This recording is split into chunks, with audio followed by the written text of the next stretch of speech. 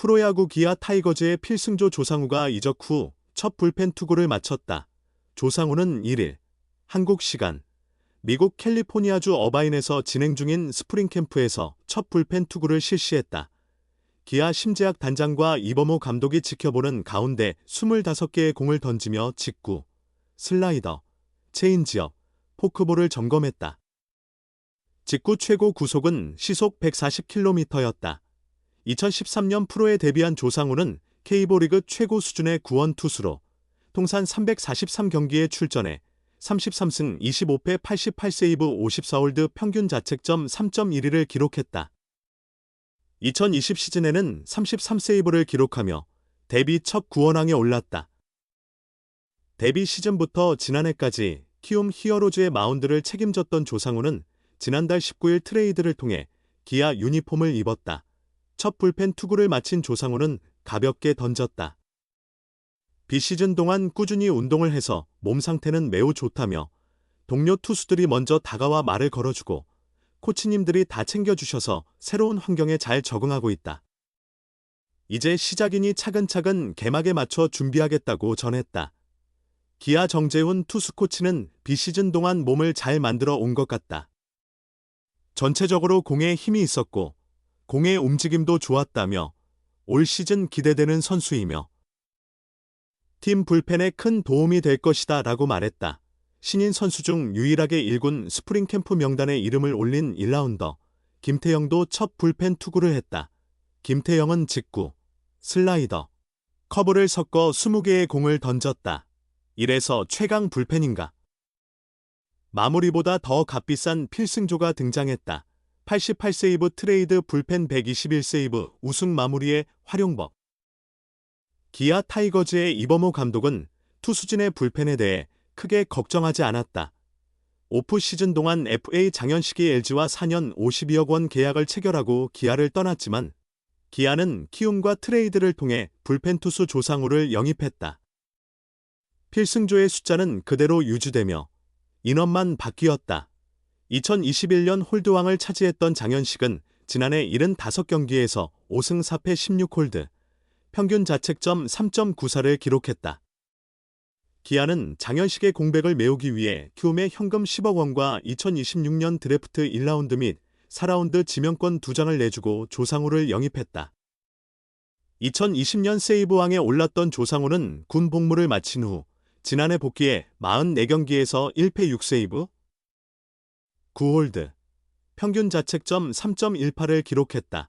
조상우를 영입한 기아는 마무리 투수 정혜영과 함께 소방수 역할을 맡을 수 있는 투수가 2명이 된다. 정혜영은 2020년 드래프트에서 기아의 1차 지명으로 입단한 후 데뷔 2년차부터 마무리 투수로 활약했다. 2021년부터 지난해까지 4년 연속 20세이브 이상을 기록하며 통산 121세이브를 기록하고 있다. 지난해 53경기, 53분의 2이닝에서 2승 3패 31세이브 1홀드, 평균 자책점 2.49를 기록한 정혜영은 6월 말 어깨 부상으로 이탈했지만 8월에 복귀해 기아의 통합 우승에 기여했다. 이범호 감독은 스프링 캠프를 떠나면서 불펜진 구상에 대해 언급했다.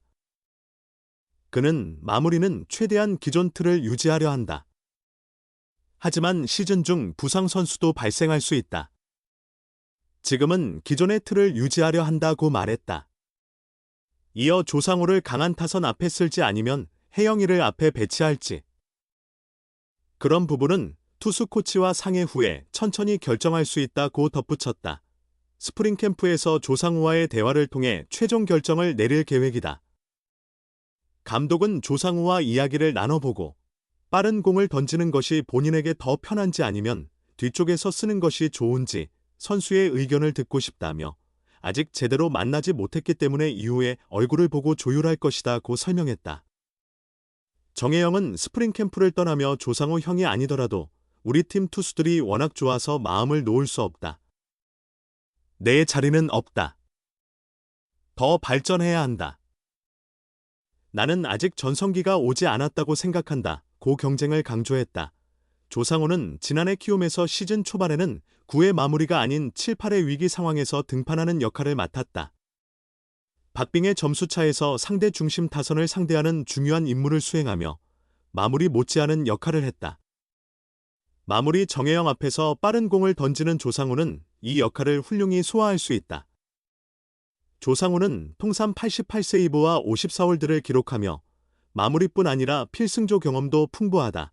한편 조상우는 지난해 연봉 3억 4천만 원에서 6천만 원 인상된 4억 원에 계약했다. 마무리 투수 정혜영은 2억 원에서 1억 6천만 원 오른 3억 6천만 원에 재계약했다. 마무리보다 더 높은 몸값과 빠른 구속을 자랑하는 필승조가 될 것이다. 15억 FA 세이브왕 이적생도 미 과외 기아 V13 도전이 시작됐다. 기아는 지난 시즌 전 투수 5명을 미국 시애틀에 위치한 드라이브라인 베이스볼 센터로 보냈다. 시즌 중에는 노스캐롤라이나주 샬럿에 있는 트레드 애슬레틱의 유승철, 김기훈, 김현수, 김민재, 조대현을 보냈다. 이들 모두 잠재력을 갖추었으나 아직 그 능력을 발휘하지 못한 20대의 젊은 투수들이다. 이번 겨울에도 기아는 추가로 투수들을 파견했다.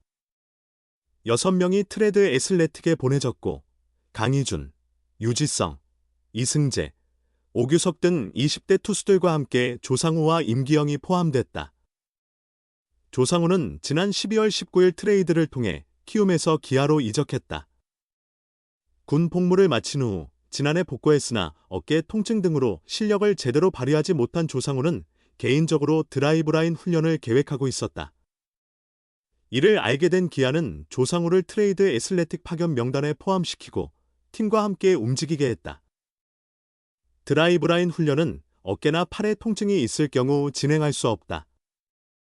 심재학 기아 단장은 트레이드 직후 조상우가 드라이브라인에 갈 계획이 있다고 들었을 때 그가 몸 상태가 좋지 않다는 단서를 얻었다.